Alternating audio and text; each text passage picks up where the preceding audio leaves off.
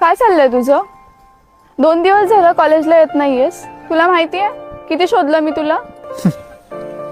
हे बघ सेजल, मी कॉलेजला आलो किंवा नाही आलो तुला काही फरक पडतोय का?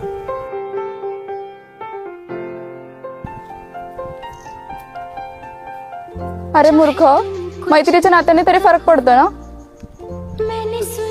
उद्यापासून दररोज कॉलेजला यायचं.